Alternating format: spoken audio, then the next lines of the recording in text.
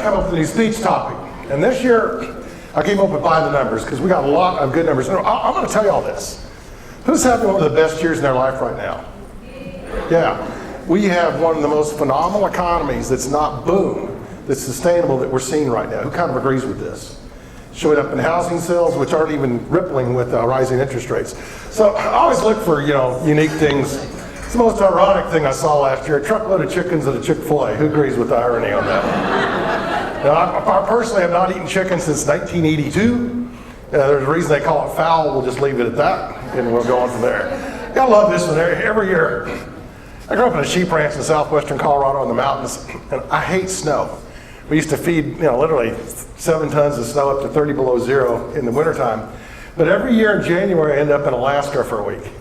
And I speak for some of our agents in the Alaskan Land Title Association, and some of the largest franchise there is RE/MAX, their conventions. And so one year when I got off the airplane, this year, by the way, that's 1:30 in the afternoon. The sun's getting ready to go down at 1:30 in the afternoon.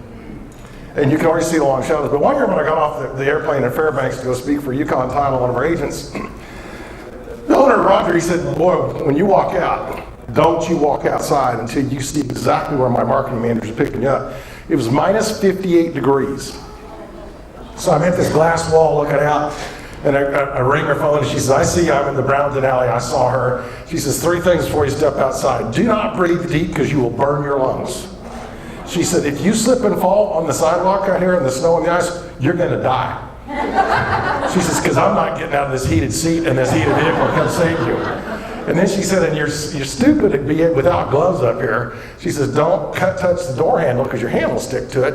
I'll open it from the inside and you get in. So I get inside, meet 27-year-old millennial, sharply young lady. And it's pitch black, it's 10:30 in the morning. And I said, what time does the sun come up and where? She says, it comes up there about 11:30, it peaks there, and then it goes down there at 12:30. Oh my God, I said, what do you do all winter long? In the dark and the cold? And she said, sad. I said, I get it, sad, but what do you do all winter long? She said, sad, Doc. I said, I get that you're sad, but I mean, what can you do that many hours in the dark? She said, Doc, pay attention here. SAD, S-A-D, sex, alcohol, and drugs. And I turned as red as this tie, and she says, boy, you are gullible. So, yeah, what can I say? And then, by the numbers, do not exceed 8,000 pounds. There's a reason we have numbers, folks. So I'm going to tell y'all, in November I made the call that 2018 was going to be phenomenal, and it's because of these bad words on the screen. Hurricanes and disasters. And you look at what happened in the last 16 months. We had massive fires and flooding in Wyoming and Montana and Idaho and the state of Washington and Nevada, Utah, and Oregon. And we had massive fires in California and some flooding. And then we had hurricanes both in Texas and Florida. And the reason I know it's going to be a really good year this year, because after you have an event like that, and you lose thousands of jobs, I'm going to show you that today, but then you boom. And the reason you boom is billions of dollars of new money comes in, both in federal aid, both in insurance payments, and well, look, we had that little rainstorm in Houston. Y'all saw the old pictures, am I right? Yeah, then we buy everything from cars, TVs, and on. So here's what, oh, here we go.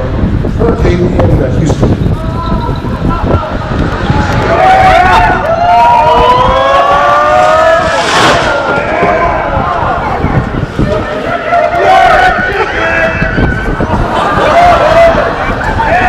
Actually, I lied to you. It's not a hurricane in Houston. That's the best Jeep ad I've ever seen in all my life.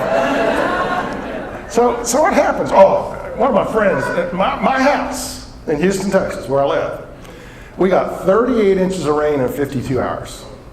We didn't have any water in the house. Is that amazing? But one of my friends got 7 feet of water, so he said, I've got a picture for you to use in your speeches this year. And I got the picture. I said, hey, but there's no water. He said, tell the story. And he says, we started getting water in the house at midnight. By 3 a.m., it was 7 feet deep. Thankfully, the cell phone system was still working. I was on my cell phone. We called for a rescue. They came in a twin-engine boat. That's the top of his wife's SUV where it dropped that propeller. Now you know how deep the water was. Twin-engine boat over the top of the SUV, and they couldn't even see it was there. Of course, it was dark at night. I got to get on national TV and one of the national news networks. They said, would you come on? We want to do live coverage in every time zone at 5 p.m. I said, sure. So the reporter sends, oh, by the way, any reporters in here? They're not very reputable people, some of them. I just want to tell you this right now. Just to tell you that real quick. But the reporter at 10 o'clock that morning, she sends me, here's the list of questions you're going to ask, and ask them in that order so you can prepare. So I'm down there, and I got my suit on, and she pops up this thing, first thing out. She's, we have Dr. Ted Jones here, Stuart Title. First thing out, she pops up this picture, and she says, Dr. Jones, tell us the value impact on this property from Hurricane Harvey. That was not one of the questions. So I thought to myself, you want to play this game, I can play this game. So I said to her, that property is not about as valuable this week as it was last week. She says, gotcha. Never asked that question again in any other interviews. Just to show you one, this is our CFO's house. I'll bet y'all have never seen a floating kayak in a living room, have you? And by the way, you didn't need the kayak in the living room. It was at 8 to 10 feet of water out in the street that you had to have the kayak for. So here's what happens. Immediately, first 6 months, not thereabouts, you immediately get a plunge in jobs. You immediately get a decline in housing sales. In Houston, for example, after Harvey, our housing sales went down 24% year over year. You immediately, the whole economy just implodes. But then in the next 6 to 12 months, you get massively strong housing sales.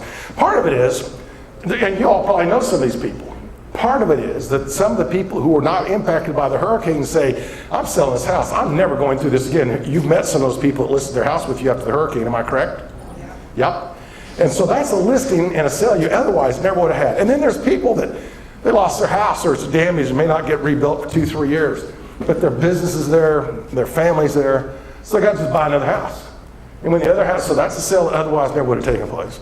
And then when that other house is repaired, one of those two houses is going to sell again. So you have all this impact. So what I figured, this is Katrina. Look at the massive loss in jobs.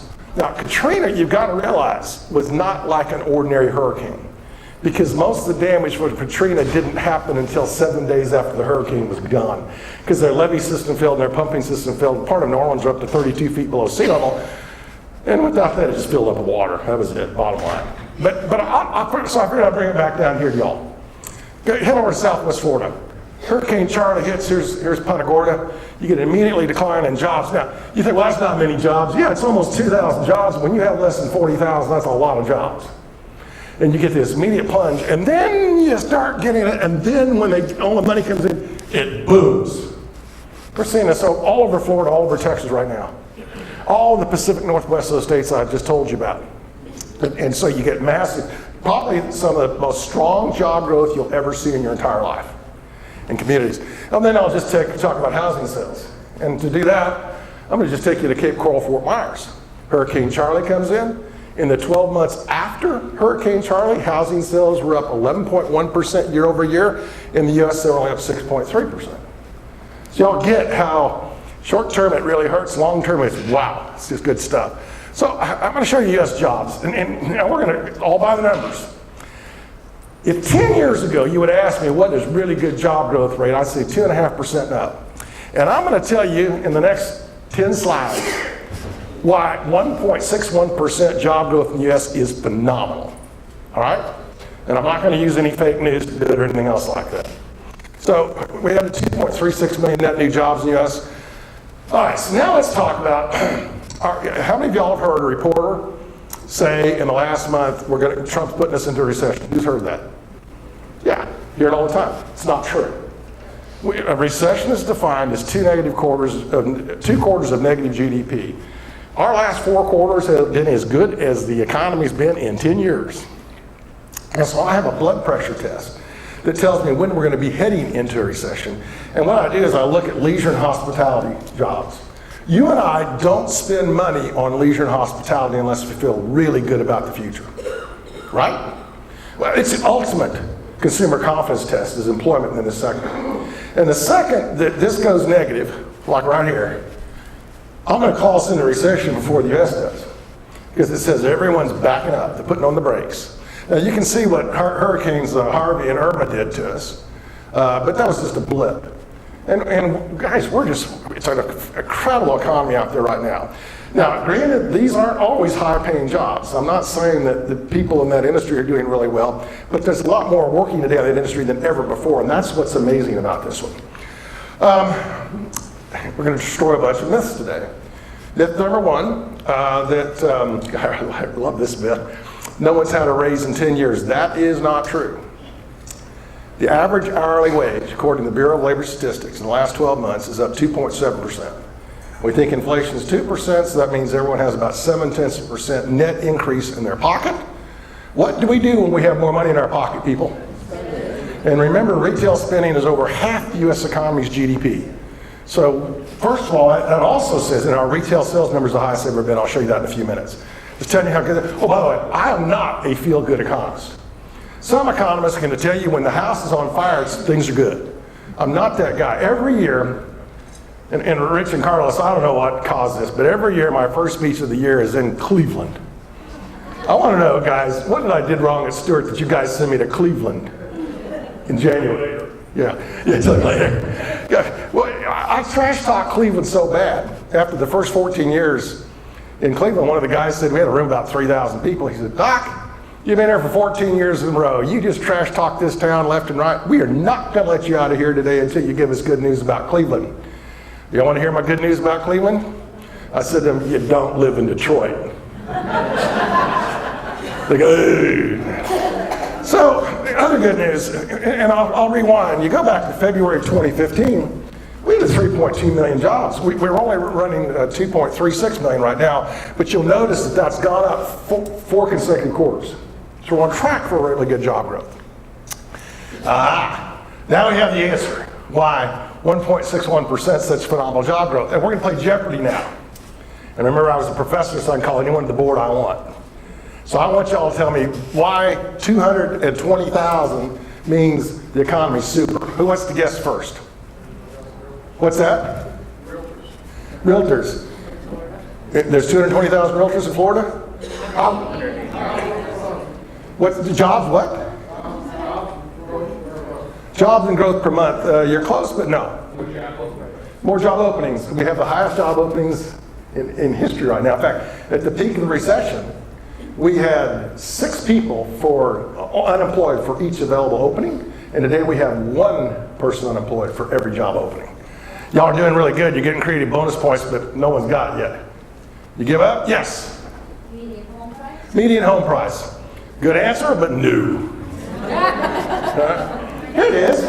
Here it is. The week ending January 13th, we had 220,000 people apply for first-time unemployment benefits. Now, that doesn't mean you've never had unemployment benefits before, but you just lost a job and you're applying for them this time. That's called first time, okay? That's the fewest number of people applying for unemployment benefits in 45 years. And remember, we have 100 million more people today than we had 45 years ago. Now, the reason our job growth is so low, in what I call a hot economy, there's nobody left to hire. There's nobody left to hire. Kind of amazing. Well, here's another reason. 210,000. What do y'all think this one means? What's that? Second time unemployment. Second time unemployment. Creativity, I like that. No. That's the fewest number. That's the number of people applying for unemployment benefits in the week ending February 24th. That is the fewest people in 49 years. You'll recognize the trend here. Y'all get the trend going yet? March for 1,000. Take March for 1,000. I like this. Yeah. And then 211,000. That's May the 5th. Oh, and 220,000. That's last week. Y'all get it? We just don't have anyone left to hire. You just don't have anyone left to hire. And you can't create jobs if you don't have anyone left to hire. You know what it also says? If you don't have anyone left to hire and we have all these job openings, wages are going up, folks, because they're going to have to pay money to retain and attract people. And that's great news for everyone. We have 1.75 million people on unemployment benefits. That is almost a 50-year low. Fewest, and remember that 100 million extra. Now, I don't know how to tell you all this. The Republicans and the Democrats lied to you. Okay? Republicans said that everyone would have more money in their pockets after the tax cuts. And the Democrats said only top 1% would have more in their tax cut in their pockets after tax cuts. So the neat thing is on January 16th this year, USA Today, which is neither a Republican nor Democratic newspaper, kind of down the middle, Motley Fool, which is a financial advisor, had done a study, and what they did, they took the IRS tape of everyone that filed for income taxes back in 2016. And they, of course, you know what you paid, and they know what your income was, they know what your deductibles were, and they used that on the new tax rules. And what they came up with, they found out that 90% of the people would have more money at the end of this year because of the tax cuts. That's impressive, isn't it? 90%. Yeah. Kind of intriguing. Oh, and I, as a realtor, I'm also going to say this. I was very disappointed in NAR going against the tax cuts. They spent $32 million and lost everything, including credibility in the House and Senate. I will tell you that up front. And it's, you know, what can I say? So let's now break some myths on millennials. And there's not enough millennials in this room, I'm going to tell you that, and you're going to see why when I say in a few minutes. 13.6% of the population's aged 25 to 34. And they accounted for 36% of all home sales in the last 12 months. I've heard the myth that millennials will never buy homes. They're the largest home buying segment for the third year in a row. Y'all, yeah. Oh, and now let's hear these other myths about millennials. They don't respect money, they don't value money, they don't want to work hard, they don't want to take risks. All myths, all lies. I'm going to tell you that right now. So this is a neat one. Who's ever heard of 9GAG, 9GAG? It's an online subscription site targeted at millennials. And in fact, a lot more millennials use it, or a lot of millennials do no longer use Facebook because they like this better. It has chat rooms, it has Snapchat, it's got dating rooms, it's got gaming rooms. So they've got millions of subscribers. So I did a poll. I had 130,000 plus responses in this poll. And they said, would you rather have an easy job working for someone else or work for yourself but work incredibly hard? And 53% said, hey, I'm going to work for myself and work incredibly hard. Does that kind of sound like a realtor? Y'all see how that just fits? It's kind of intriguing, isn't it? Oh, by the way, it's about the same as Gen Xers and Gen Yers. About the same. About the same as boomers at that point in time. About the same. Kind of intriguing. Next question, this is intriguing. Would you rather commit to a guaranteed job for the next 3 years, in other words, just punch a time clock? Would you rather commit to a startup opportunity, which you could lose everything and win everything? Win big, lose big, but 71% said roll the dice, let's play the game. So they are risk takers. This next one bothers me a little bit on some of our millennials. Oh, not this one, the next one, after this one, excuse me.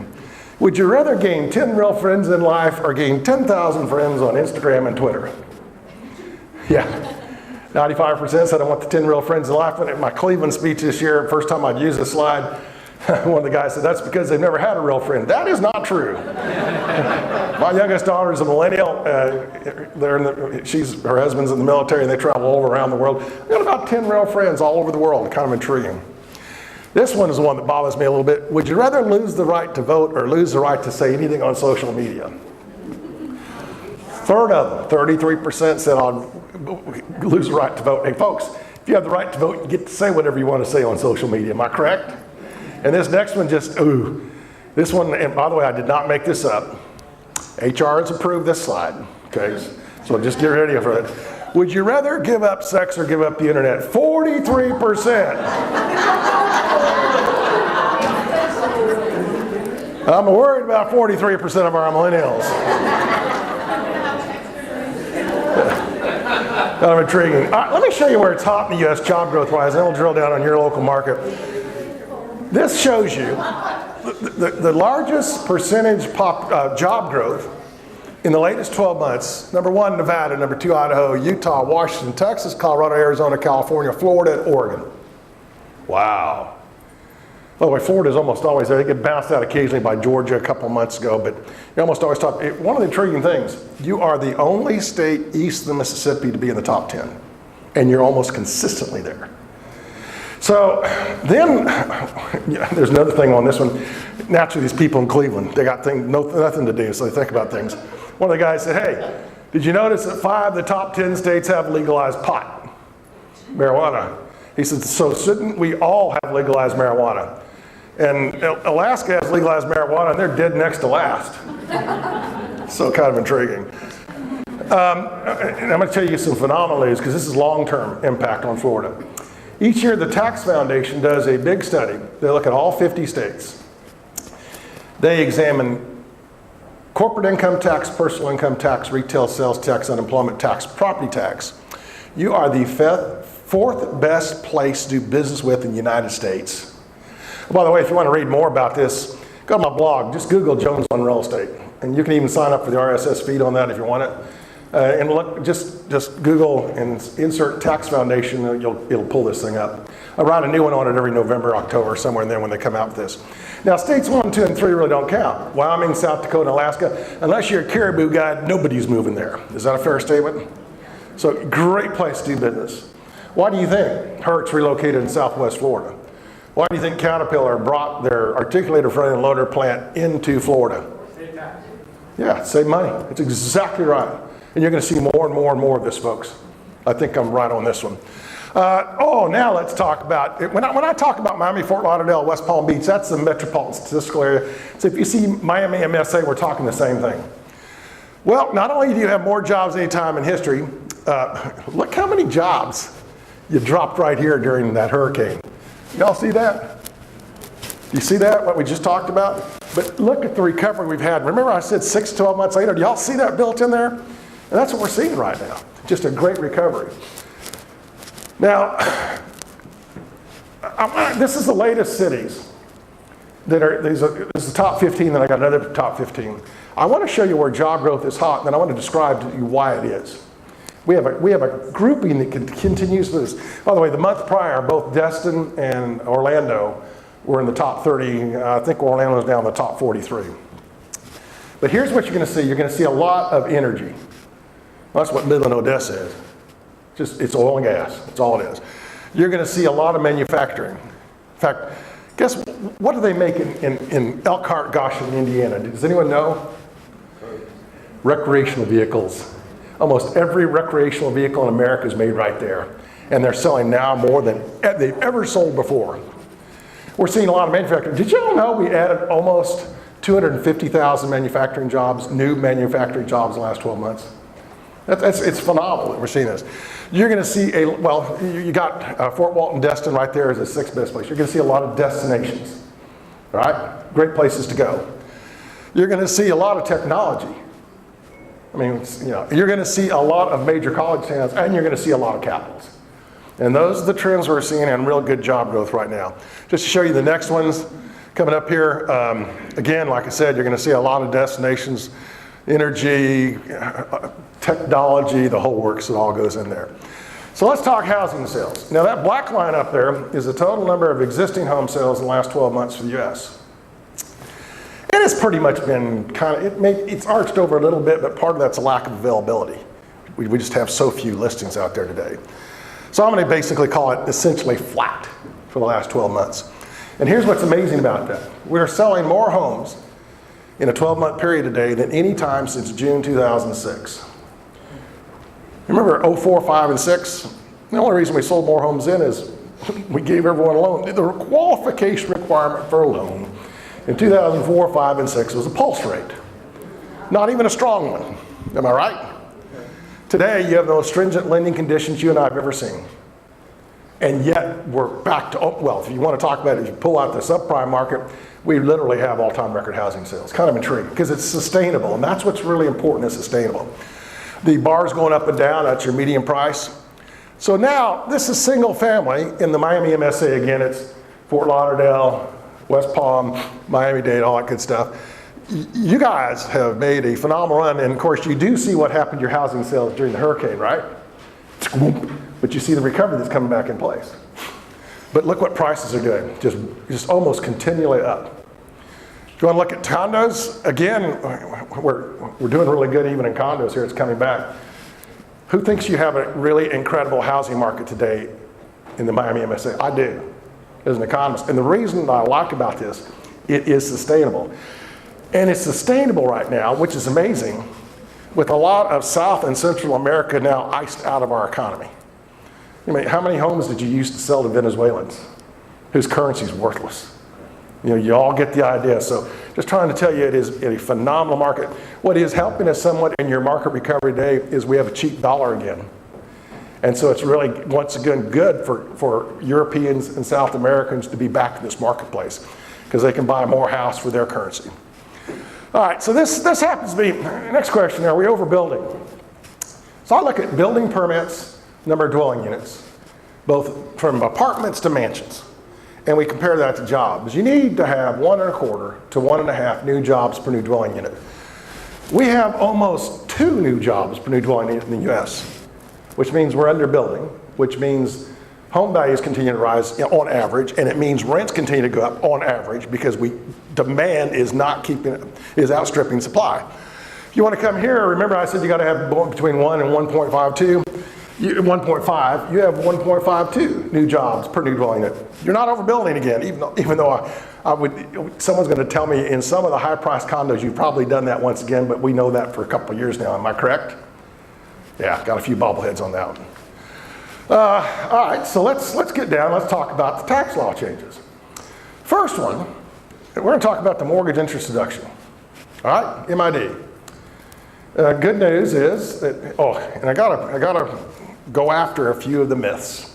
Myth number 1 was, in fact, there was an ad out that if we were to reduce the mortgage interest deduction, some people would lose their homes. Who remembers seeing that ad or hearing it? Yep. It's not true. Because when the Senate passed that, they put in terms that said if you already have $1 million of loan on your house, you still get to deduct interest on up to $1 million borrowed. That was grandfathered in. That's great news. But now it's $750,000. So let's look at $750,000 loan. If you put 20% down on a $750,000 loan, that sales price is $937,500. What percent of your homes sell for above $937,500? What, pretty small? You know what? We can tell you this as a title company. About half the time it's all cash transactions, the deductibility makes no difference. Just trying to tell y'all that, it's, when you look at the picture, but now I'm going to take you to the states that really had NAR going their route. You go to California, 45% of all homes are worth more than $1 million in that state. So they did get hurt. So the other thing is state and local taxes. So in the good old days, that means before they signed this bill in December, you could deduct from your federal income taxes, state and local income taxes, all your property taxes, and all your retail sales taxes. And now it's limited to $10,000 per person. Why did they do that? Was it the Republicans punishing the blue states, yes or no? The answer is no. The reason they did this, and I'm neither Republican or Democrat, I'll tell you that right now. I've never voted a party ticket in my life. But the reason they did that, so you are in Florida, and I'm in California. You made $500,000, I made $500,000. Did you know she paid less federal income tax?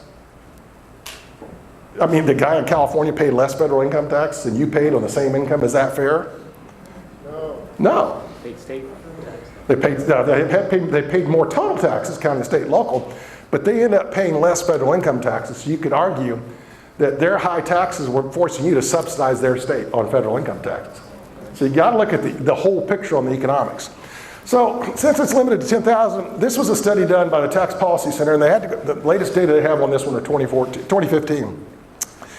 There's the average state and local tax deduction on each of these filings. You're $7,373, which means most people in this state are going to be fine. Most, not all, but most. You go to New York, it's 22,000. California, it's almost 20,000. And they're hurting. Here are the states that are going to lose. California, Connecticut, Massachusetts, New York, New Jersey, and Pennsylvania. Oh, and by the way, you're going to see a lot more people from the northeast moving here quicker because you are the 4th best place to do business within the United States of America on taxes. So you're the winner. There's the losers. But it is what it is. So I already talked about this. We got more jobs anytime in history. Love that. Tax reform we talked about. Entry-level home buyers. Thank you, millennials. Thank you, millennials. Yesterday, if you read my Twitter account, how many of y'all tweet? You call yourself realtors and you don't tweet?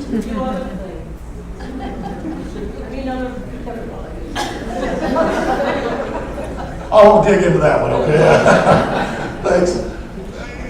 One of my tweets I think from yesterday, the day before, Freddie Mac said that 46% of all home buyers in the last quarter were first-time home buyers. 46, almost half, guys. So they're coming back. They're coming back, kind of intriguing. Yeah, we got rising interest rates. The good news is most of us have more money in our pockets to pay for that. That's kind of intriguing right now. We'll talk where they're going. We do have cooling commercial sales. Anyone in here commercial? Okay. We have cooling sales, but and we're going to address commercial, but it doesn't bother me because so many of us bought cheap commercial real estate in 2010, 11, 12, and 13, and finance is so cheap. We don't want to sell the goose that lays the golden egg. So we just collect the eggs and sell them. But we have this incredibly strong economy out there, guys. So let's talk about why I'm telling you rising interest rates aren't painful yet. This shows the amount of total take-home spending as a percent of every take-home dollar for the three following loans: car loans, college loans, house loans. We're currently spending about 10.36 cents of every take-home dollar on those. We're down from 13.2 cents in 2008. That's a big difference. Do y'all realize how big that is for the country? So we still have less total debt payments based on our income than we had when we got really sick on that. So that's great news. Number two, this happens to be our retail sales, as I was talking about earlier. Remember, over half the economy is right here. It is, we call it real. That means it's adjusted for inflation. It's adjusted for seasonality. That way we can compare December. You know, you have a lot more sales in December in the holiday period than you have in January.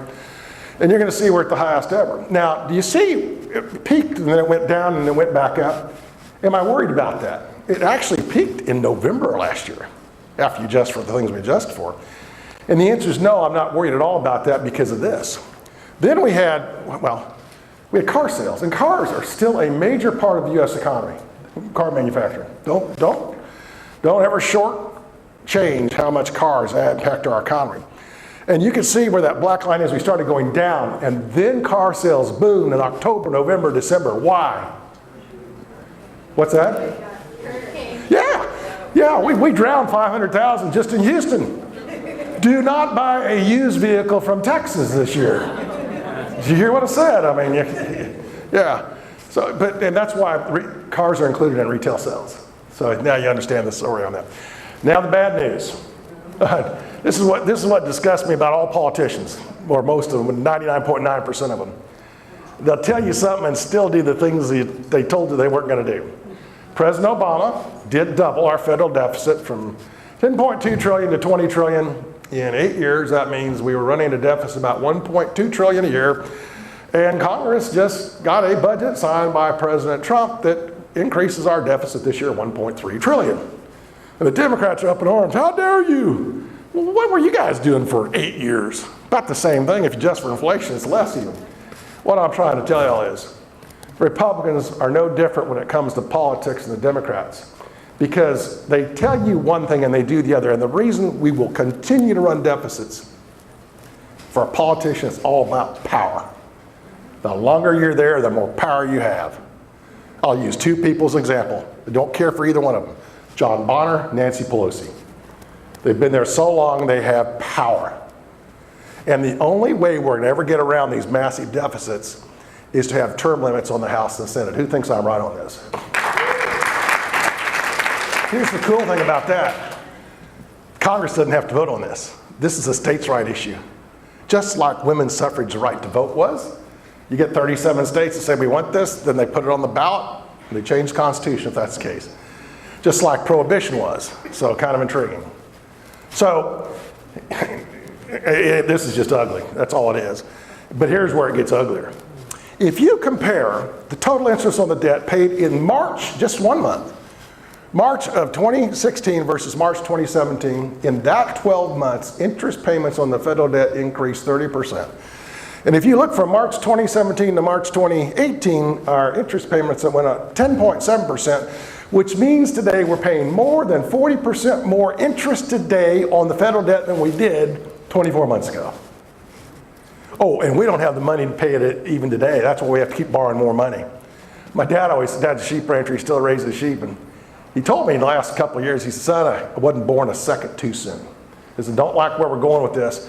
I'm starting to say that because, and now, by the way, I'm 64, so I don't care about this because it's my grandchildren and my children's problem. Y'all see that? What a bad excuse I just said. Y'all with me on this one? This is out of control. Who thinks I'm right on this? Just out of control. All right, so we're going to talk commercial real quick. This is total commercial sales. Oh, I want to say something to our commercial people. You realtors on the residential side, it was poor, pitiful me when your housing market burst, right? You need to feel sorry for the commercial brokers because within 24 minutes, their total volume of sales dropped 88% in 24 months. We had a bigger bubble in commercial real estate than we had in housing. No one's talking about that. And like I said, the reason, you get down in here, the reason that we're going down in sales over there is we bought so much property in this period right here. We got it for 50 cents on the dollar sometimes, and we financed at the lowest rates you and I've ever seen on commercial real estate. Nobody wants to sell it. We've had rising rents. Values have doubled in some spots, some even more. The whole works. Now, that's not true across all property types. Guess what's the hottest, best property to invest in today? Industrial. We have a winner. Chicken dinner right there. Industrial, look at the sales. And why is industrial doing so well? Because we have cheap energy. Think about what cheap energy does to industrial. I mean, you got all the oil you're going to need for the next 100 years right here, right now. I'll show you in a few minutes. Kind of intriguing. Here comes our office, and look at the offices going off, but there's a structural change going on here. I do not need an office. I always joke, my CEO is going to walk into my office one day and say, Ted, pack up your office, but you still have a job. You just don't need an office. I'm on the road 260 to 300 days a year. I don't need an office. I need Wi-Fi. Am I right? Yeah. Then you want to look at retail. Look at that one. I'm going to ask one simple question. How many of you are Amazon Prime members? Bingo. I mean, we just don't need as much. What we're having in real estate right now, we're having a dichotomy. We still go to high touch, high quality, high service, high price, because we like all that stuff. And on the other thing, it's whatever the cheapest is and most convenient. We go to the big box or we go to the internet. Completely changing. Oh, talk about retail changing. Who's been on Fifth Avenue in New York City? All right? 3 years ago, ground floor rents on retail, Fifth Avenue, New York City, averaged $3,000 per square foot per year. Rent. Today, they're asking $2,400, and you'll go down there and the store after store after store will be vacant. So ladies, I'll talk to y'all Coach. That rings bells, right? Coach used to have 3,600 square feet on Fifth Avenue. They and 3 other shops went in at least 1,800 square feet. And all you do when you go in there, here's all the Coach stuff, and here's 2 kiosks. You can order whatever you want, and they'll ship it to your house. See how we're structurally changing the way we do business. Kind of intriguing. And then you want to look at apartments. They're blowing and going. Why? We just don't have enough housing. Just don't have enough housing. So good commercial overview. Oh, and I do want to say one other thing real quick. In the tax cuts, if I'd given this speech 2 months before the tax cuts, here's what I said. I would say if the tax cuts passed as proposed at that point in time, I thought commercial values would drop 15 to 25%. Because here's what they had proposed. They had proposed to eliminate 1031s. They had proposed to eliminate the 15-year depreciation schedule we have on commercial real estate and make it a 30-year schedule. They proposed to eliminate component depreciation like your air conditioners and stuff. That'll last 15 years. They had proposed to not allow you to deduct the interest on your tax filings on money you borrowed to buy commercial real estate. They didn't pass any of that. Not one of those things changed. Commercial came out completely unscathed. Kind of intriguing, so it's good news. Just to show you the cap rate's higher the cap rate, the better you are. That means you have to pay less money to get more money, so to speak. And you can see industrials kind of tying in the top on that one. Kind of intriguing. Oh, now let's talk interest rates. Y'all ready to see where they're going to go? All right. We'll start with commercial and then we'll move to residential. That top line, that's the average cap rate on commercial real estate in the U.S. Bottom line, that's the 10-year treasury, which has gone up and now our cap rates are starting to go up. So what it says is we're actually going to pay less for the same cash flow, so to speak, but now since our interest costs are better, all it means is property values may drop some places if rents don't go up enough. So now let's talk about 30-year conventional fixed rate mortgages. So what you have up here, first of all, the Federal Reserve does not set rates. they have a target for the Fed funds rate. The Fed funds rate is that rate that one bank loans money to another bank overnight for necessary reserves. All right? So if you had a good day at the bank, you made a lot of loans, need more money in your account, so you borrow some from another bank, electronically it just comes in. And what the Fed does is they put a target rate out there telling everyone that we're going to push rates up to this or down to this in this short next outlook. And they didn't go do that by monetary policy. So this is the last 4 times the Fed went through these rate cycles. June 04 to June 06, over 25 months, they raised that target 17 times. They raised it 425 basis points or 4.25%. January 99, May 2000, 12 months, 6 increases, 175 basis points. March 97, 1, it was 0.25%. And then February 94, February 95, 13 months, 7 increases, 300 basis points. And the average there is in the 230s, 2.3%. Is the Fed going to raise rates 2.3% this cycle? And my answer is no. And I'm going to base this. I read our new Chairman Powell, read his minutes after the last time they raised rates. And he is of the opinion, and many others at the Fed, that they raised rates too fast last time. Too much. And when rates go up a bunch, all right, let's say you got an adjustable rate mortgage. Rates go up a little, you make your payment. If they go up too much, you say, I heck with it, am I correct? And he thinks they have fed into the recession by giving people a reason to say, the heck with it. That's probably true. So now, stick with what quadrant we're going to talk about. Top left-hand corner, let's just look at the 30-year rate. You guys, commercial, who segregated themselves over here, the commercial guys, you can look at it at the Treasury. But this is the month before we started raising rates. This is November 2015. 30-year residential mortgage is 3.94%. All right, so we're going to come down over here. And as I talked about, I don't think they're going to raise the 231. I think they're going to do half that or between the two. All right? So now if you come over to this one, that means I think rates are going to go in the next 9 to 15 months, we're going to be 5.1 to 5.7. Oh, and our studies indicate that as long as we stay below 6, you guys are going to be pretty much okay. Okay? But we all need to look at the perspective. We've just endured artificially the lowest interest rate you and I've ever seen in our lives. When I was a professor at Texas A&M, November of '89, I finished building my new house. Closed in November, and I was thrilled. I got a 30-year fixed rate loan at 9.75%. It's the first time below 10% in over 10 years. So you got to put it all in perspective, guys. Here's the current forecast by Fannie, Freddie, and the MBA. You'll notice I'm the highest out there. But who kind of agrees with me? This just isn't going to do much. Oh, by the way, you can see this updated forecast every month, both on my Twitter account and my blog. Have I mentioned my Twitter account yet? DRTCJ. Don't worry, I got a slide of it coming up, okay? All right. Well, I do want to show you where, and of course, your premiums are pretty much, they're based on varying percentages, but percentages of total transaction volumes. Good proxy for that's lending volumes. I do want to throw this. Any lenders in the room here today? No, we got a lender back there. Your refinance volumes this year are going to drop 25.8% from last year. And next year they're going to drop another 12.7%. But that doesn't impact any realtor in here. Here's what the forecast is from Fannie, Freddie, and the MBA. It's the average of theirs. This year we ought to see transaction volume, and this is loans, but it's a proxy for yours, up 3.9%, next year up 5.6%. Everyone is optimistic about housing volumes on purchase transactions next year. I'm just telling you, this is not a flash in the pan, what we're seeing today. Y'all with me on this stuff? Kind of intriguing? All right. Who wants to hear about Bitcoin? Okay. So whenever I hear that someone wants to hear about Bitcoin, it's one of two things. Either you own it or your kid owns it. One of the two. Am I right? So I'm not an expert on Bitcoin, but I'm going to quote 3 of them. One of them, Bill Gates, founder of Microsoft. I love what he said.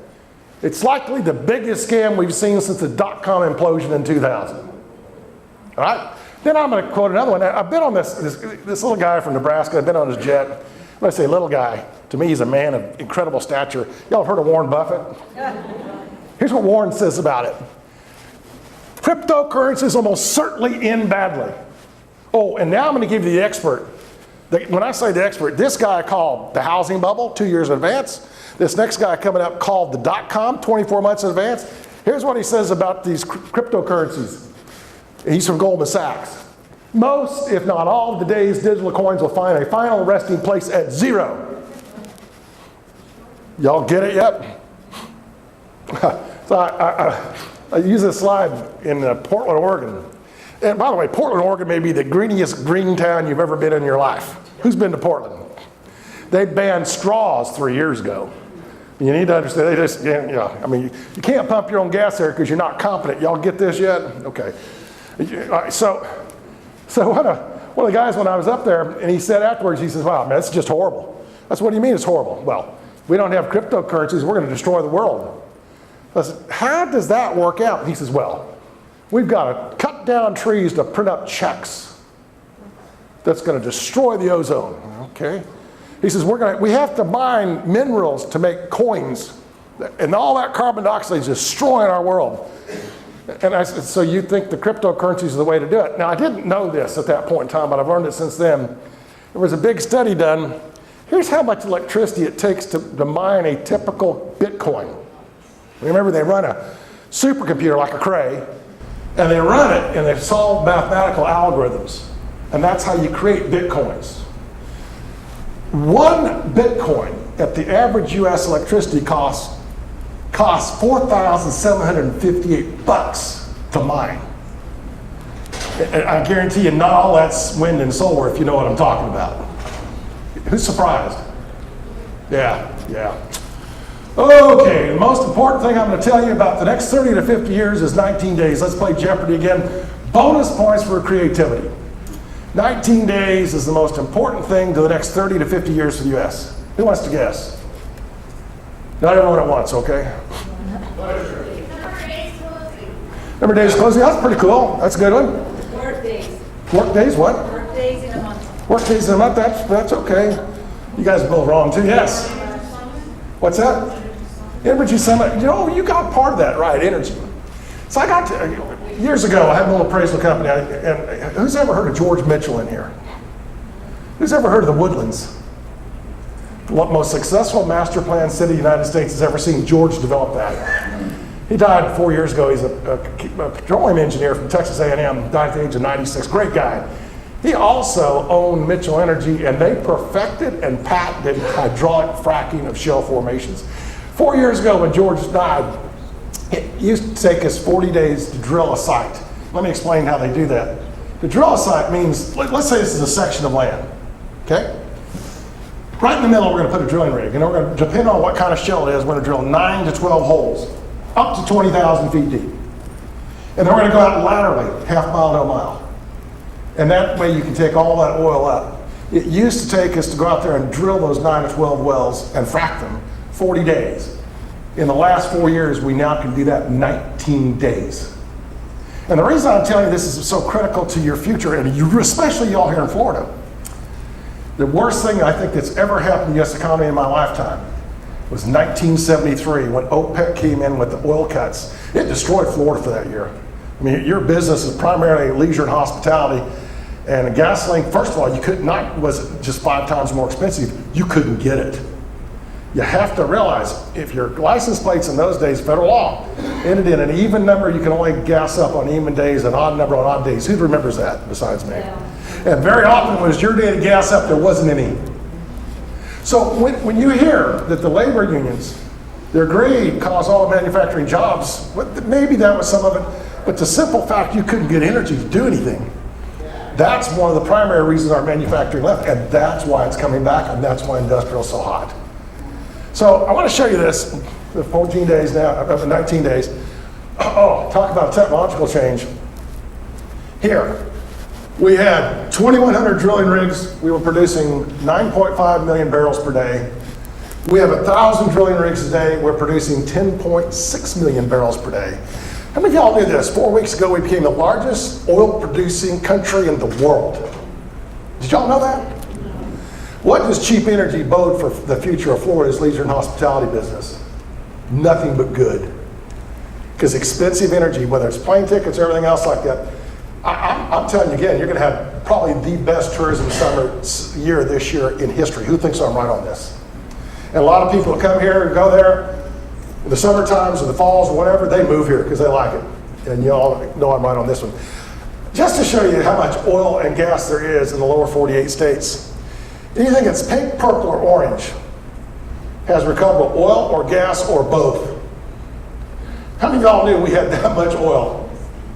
How many of y'all knew that? Yeah, phenomenal, isn't it? Oh, and Alaska, we always think of Alaska's having that. They're down to 5 drilling rigs. That's it, 5. So let's just look this thing up. Strong economy. Oh, I haven't talked about the corporate tax cut. How about that? I wanted to say that because we haven't felt this impact yet, but now let me describe to you. I'm going to use my own company as an example. Stewart's trade on the New York Stock Exchange under the name Stewart Information Services Corporation. For 17 years, I was also Director of Investor Relations with the exchange for our company. And for the last 4 years, our average corporate tax rate has been 39%. Last year, for every dollar that y'all paid us in title, or your customers paid us in title premiums, we earned 7 cents after tax and everything. So at the year-end conference call, which is all public information, one of the analysts asked our CFO, what will your new corporate tax rate be under the new tax law? What will it go to? And he said, we're going to go down from 39% to 24 or 25%. Ooh, let's pick the 25, which is even higher. It's a conservative one. That means we're going to add another 14 cents of earnings to every dollar collected. Oh, and again, Nancy Pelosi said it's only for the top 1%. How many of y'all have a 401k that has any stock of any kind in it? You win. You win. Because one of my tweets this week talked about what companies, and this was small businesses too, 83% think we have a phenomenal economy. 47% are going to invest in their business because of lower taxes. 44% are going to increase pay to their employees, and more than 25% are going to hire more people. Y'all get all this stuff? So this is a real zinger. We haven't reaped those benefits yet. Any of y'all own an Apple computer? Because of the tax cuts, Apple brought back $200 billion of overseas profits. They still had to pay $24 billion of federal income taxes. They're going to buy back $100 billion of their stock, which will probably drive up their stock price $120 billion. Y'all get this? So the stock owners are the beneficiaries of this. And it is the common man without it that wins from that. Mortgage interest and the SALT, state and local taxes, it's going to hurt some states. You guys win big. You think I'm right? Yes. I spoke earlier this week in Jackson Hole, Wyoming. And I asked the realtors in the group that was there, I said, how many of y'all are seeing a dramatic increase of people from California? And one lady says, we have sold thus far in May and June 11 homes just to Californians that are leaving the state. You're going to see the same thing from the Northeast. Am I correct? Who's seen it already? You're seeing more people? Just look, yeah. Just ask Trulia and Zillow and Realtor.com who's looking from where. And you're one of the big winners on this one, folks. Kind of intriguing. Quantitative easing is we're reversing, which means our banks will have less cash, which means they're going to rates, money goes up and the supply goes down. We're going to have rising rates. I don't see it getting out of line yet. I don't really worry about it until it's above 6%. Granted, it's going to hit some people without question. Increased incomes and cheap energy drives us. If you want to see, if you want to have fun, to see if you're one of those 90%. Tax Foundation, that not-for-profit out of Washington, D.C. I'd mentioned earlier, they built a calculator. If you go to their site, and by the way, you're putting that in, that's fine, but I always make a PDF of this available to the realtors, and they'll have it to distribute to y'all. Is that fair enough? So it'll be there too. But what they did is, you can put in what you earned last year, what your deductions were, and some of those deductions are no longer valid, and what your taxes were last year, and it'll tell you what your new taxes will be under the same laws, and you'll see if you're one of the 90% of the winners or 10% of the losers. Well, I called up the Tax Foundation, I said, how many people using your calculator are taking home more money? He said 92 to 93%, so it's even more optimistic than what the USA Today article said. So I gotta tell y'all this, how many of y'all have heard that artificial intelligence is gonna replace everyone in this room? Yeah, you hear it all the time. Last year, each year I speak at the NAR convention, I speak at the land title conventions, MBA conventions, all stuff. We have these same consultants out there telling you that you're doomed, lenders are doomed, title people are doomed, because the computer, artificial intelligence is going to replace you. And I'm going to tell you, it will not happen. I'll start with lenders.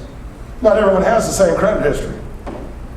It takes some big decision. To a lender, it's how much risk am I willing to take? Okay, realtors, does every buyer and seller have the identical motives, yes or no? No. What amazes me about you, and I've seen a lot of closings, I've been to a lot of closings over time where we're going to bust out a $500,000 house sale unless someone puts $250 on the table. Y'all seen that, haven't you? I look at the grimace. But you, the realtor, kept that deal together, am I correct? Yes. Bingo. That's what I'm talking about. Same is true with title. We can insure that house, we can't insure that house, even though they're built by the same builder and sold on the same day because someone screwed up that title. So Roger Federer, he has a machine, the great tennis player. Whatever he messed up on the previous week, he has an artificial intelligence computer that generates whatever those shots were. This is not it, but I love this robot and I want to own it. This is why I don't think you're going to see AI replacing you. So here we go. Welcome home, Roger.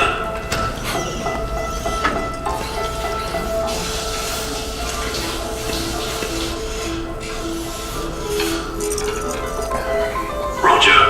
Coffee? No coffee.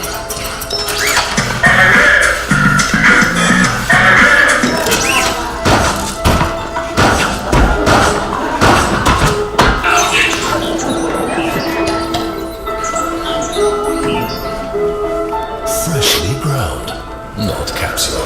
The Pulse extraction process delivers perfect specialty coffees with the S8 from Mura. So here's my question. Have you ever been to this place called Starbucks?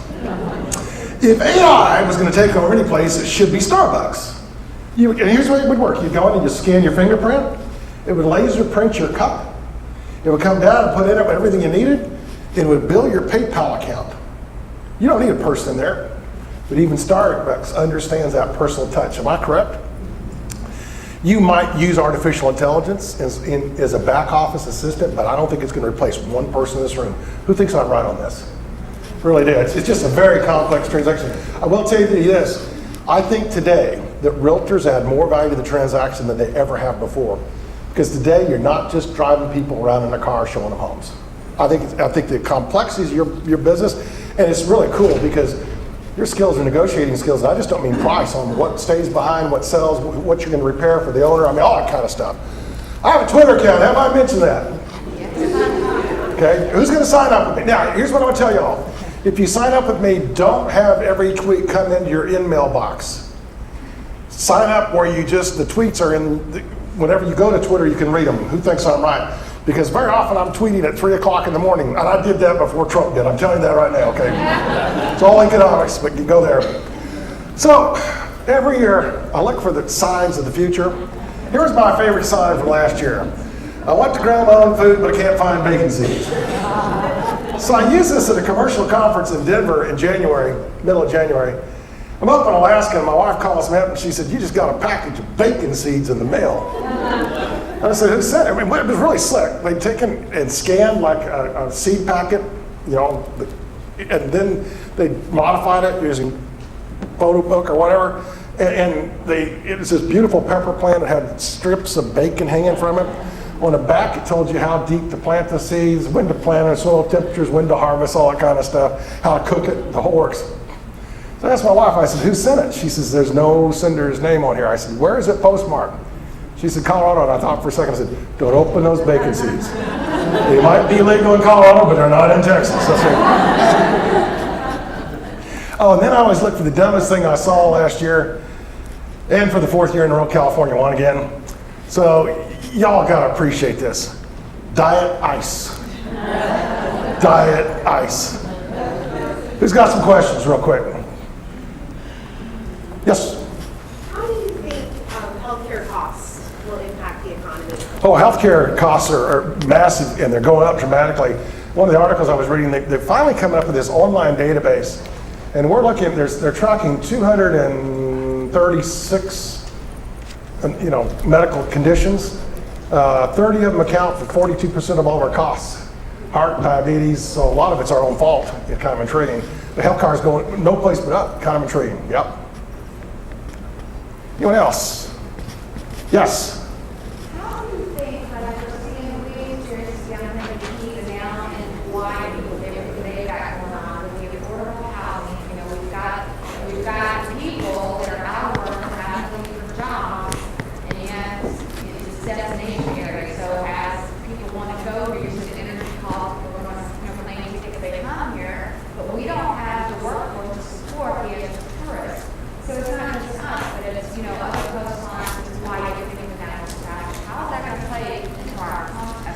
let me talk about affordable housing real quick.